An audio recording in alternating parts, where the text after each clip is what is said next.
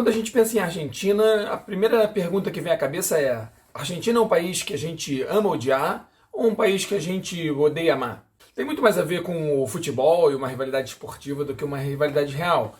Quando eu penso na Argentina, o que eu me pergunto sempre é: por que eles estão sempre em crise econômica?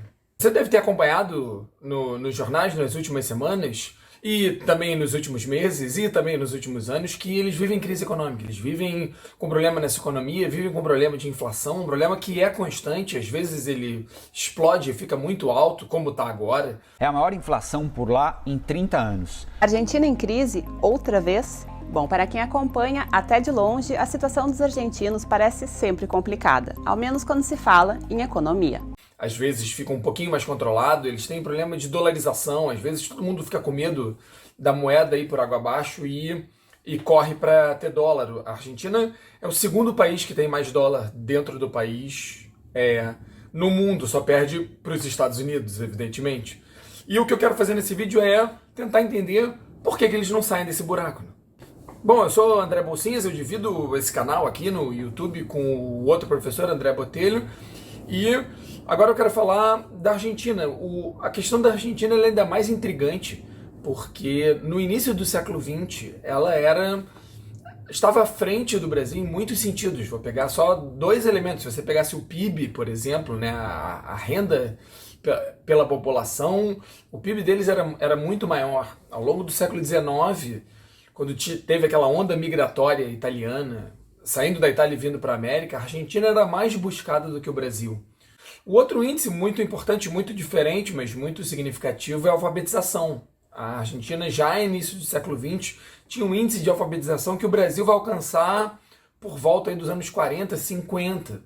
É uma distância muito grande. A qualidade de vida, enfim, vários índices que a gente podia pegar, tanto econômicos como sociais, eram melhores. Uma primeira pista de onde a coisa desandou está nos anos 30, mas sobretudo nos anos 40.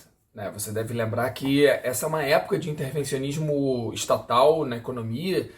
Depois da crise de 29 veio essa onda de estados intervindo na economia de forma mais ou menos intensa, né? Se você pegar a União Soviética, de forma muito intensa, mas tinha começado antes da crise e tinha a ver com outras questões, mas você pega o New Deal, você pega os fascismos italiano, alemão, e isso se espalhou, isso chegou na América Latina, no caso brasileiro e argentino, com o Vargas, que entra antes aqui no Brasil, e depois com o Perón. Embora eles tenham muitas semelhanças, o peronismo ele apostou pesado em subsídio. Né? Se você pensar naquele estado do bem-estar social, os gastos do governo em saúde, em educação, em transporte, em seguro-desemprego, em manter os produtos mais baixos, bancando uma parte dos custos, seja de energia ou de outras questões assim, ou mesmo da alimentação. Só que isso é uma bola de neve, porque sabe como é a política. Se um governo oferece uma certa facilidade, é muito difícil aparecer um outro governo querendo bancar o fim desse benefício, dessa benesse. Então, o governo do Perón ele criou uma bola de neve muito perigosa, porque os governos não conseguem, nem os de esquerda, nem os de direita, né? Toma muito cuidado com isso. Se você buscar sobre crise argentina, essa ou as outras, tem uma crise muito grave no final do século XX, a gente vai falar dela daqui a pouco, mas você vê muitos sites querendo culpar ou a direita ou a esquerda. E, no fundo, as duas têm culpa. Você teve já ápices de crise em governos de esquerda e de direita. A coisa tá muito mais embaixo do que simplesmente essa divisão. Se a gente der um salto para os anos 60, tem uma outra distinção importante. Nos anos 60 o Brasil se industrializa. Né?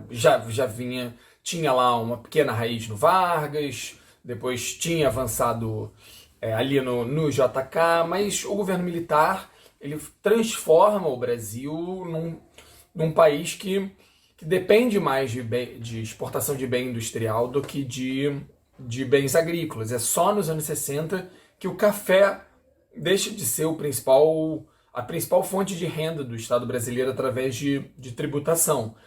E esse é um salto que a Argentina não deu. Por mais que o governo militar de lá e outros governos, sobretudo nos anos 70, têm investido um pouco na industrialização, a Argentina se manteve um país rural. A Argentina investiu bastante em modernizar a agricultura. A agricultura deles é bem moderna, ela é bem de ponta. Mas, ao mesmo tempo, a indústria deles nunca alcançou o patamar que alcançou no Brasil nessa mesma época. Então, a Argentina fica muito dependente de vender bem agrícola. Ponto final. Não que o Brasil, que isso não seja importante para o Brasil, mas lá o percentual de renda do Estado e para manter e, enfim, fazer a economia do país girar, vem muito mais de área agrícola, vem muito mais do trigo. Esse tipo de exportação está mais sujeito a variações no clima, variações no mercado externo, de demanda, por conta de crises em outros países que reduzem essa importação. Então a Argentina não só fica mais dependente, muito dependente, permanece muito dependente da exportação agrícola, mas fica muito dependente do dólar, porque é a moeda do comércio internacional. Então isso gera na Argentina uma dependência muito grande do dólar, porque é esse dinheiro que entra e que sustenta o país. Essas duas informações vão ser relevantes para o nosso próximo salto temporal. Bom, os anos 80 foram anos difíceis para quase todo mundo no planeta, né? Você deve lembrar, assim, veio a primeira crise do petróleo em 73, depois veio a segunda em 79, e a segunda acertou os Estados Unidos em cheio e levou todo mundo junto. Os Estados Unidos aumentaram os juros e tal, começaram a cobrar dívida, e isso foi derrubando uma série de países. Isso é muito verdade para a América Latina e é muito verdade para o Brasil e para a Argentina. Os dois passam por um período de inflação que vai descambar numa hiperinflação. O Brasil vai ver isso no governo Sarney, sobretudo no governo Collor, depois que o plano Collor dá errado, a coisa desanda, enfim, de uma maneira muito violenta, e os argentinos também vão ver isso. Ali também no final dos governos militares, que também tinham gastado muito, fizeram uma guerra e tal, não souberam controlar os gastos, tinham a questão dos subsídios, e isso foi empurrando os dois países para a hiperinflação. No início dos anos 90 a coisa se recupera nos dois lados. O Brasil acha um plano econômico que finalmente funciona, que é o Plano Real, um plano feito com mais cuidado, com mais calma, mais, assim, menos eleitoreiro. Ele era ali de médio prazo, e enfim, foi muito bem executado e deu resultado. E a Argentina aposta numa dolarização da economia. A dolarização da economia, num primeiro momento, ela é bastante boa, porque ela reduz a inflação. O dinheiro para de desvalorizar, né? O que é inflação? O seu dinheiro vale cada vez menos. Se você força uma lei que diz que o seu dinheiro não pode desvalorizar, porque ele sempre vale $1, tem um primeiro efeito, né? Tem um primeiro respiro. A sorte é que essa dolarização argentina veio com uma melhora do contexto mundial. Você tem ali nos anos 90 uma virada, né? Um começo de recuperação do mundo inteiro, e isso sempre ajuda a Argentina, que começa a vender mais trigo, começa a entrar mais dólar, e esse dólar, enfim, acaba fazendo a economia deslanchar. Com a paridade e com o aumento das exportações, tinha mais investimento estrangeiro, aí a Argentina volta a crescer internamente, volta a ter emprego, e as coisas aparentemente entram nos eixos. Mas, como eu disse, sempre aparentemente, porque a dependência argentina da agricultura, ela faz com que o país viva muito à mercê das flutuações internacionais. E aí no final dos anos 90 tem uma crise que começa lá na Ásia, mas que afeta a credibilidade dos países, a confiança que os países ricos têm nos países em crescimento. Isso vai abalar bastante economias como o Brasil e a Argentina. O Brasil até vive uma crise. O final do governo Fernando Henrique, que é ali de 98 a 2002, é um governo de crise, tanto que ele não consegue eleger o seu sucessor e vai passar o bastão para a esquerda, né? O Fernando Henrique estaria ali no centro-direita, enfim, depende de onde você olha, né? Ele pode estar à sua direita ou à sua esquerda, mas Mas em 2002 o Lula vai ser eleito e ele era e o Fernando Henrique, enfim, era um presidente que saiu com a popularidade muito baixa nesse segundo mandato. No caso da Argentina, foi muito pior. Essa é a crise que faz os argentinos acordarem suando no meio da noite até hoje. Toda a crise argentina faz com que eles lembrem ali desses anos de 97, 8, 9, 2000, que é onde eles, enfim, comem o pão que o diabo amassou por muitos motivos. O poder de compra começa a diminuir, você começa a ter remarcações de preço diárias. Você de manhã a coisa custa alguma coisa, de noite ela custa outra coisa. Já aumentou o preço, então todo mundo que recebe salário corre para comprar alguma coisa, porque é sempre mais valioso você ter uma coisa do que ter dinheiro, porque o seu dinheiro está perdendo valor a cada minuto. O presidente não sabe o que fazer, ele tenta um plano parecido com o do Collor, ele congela a poupança, porque qual é a ideia? Se eu congelo a poupança, ninguém pega dinheiro, se ninguém pega dinheiro, ninguém compra, e se ninguém compra, os preços não sobem. Essa é uma lógica um pouco simplista, uma explicação também meio mais ou menos, mas o princípio é esse. Se você faz as pessoas pararem de comprar, isso gera desemprego. Sim, tem esse lado horrível. Mas os preços seguram. E aí você tem que escolher aonde você vai dar o tiro. Só que o tiro dele não acertou ninguém. Isso gerou uma insatisfação enorme. Isso não segurou a inflação, porque o problema da moeda não era só esse. Tinha a ver com o mercado internacional, tinha a ver com a redução das exportações. E aí o dinheiro continua a desvalorizar, ele tem que fazer cada vez imprimir mais dinheiro para poder pagar as suas contas e pagar os subsídios que o Estado argentino continua mantendo.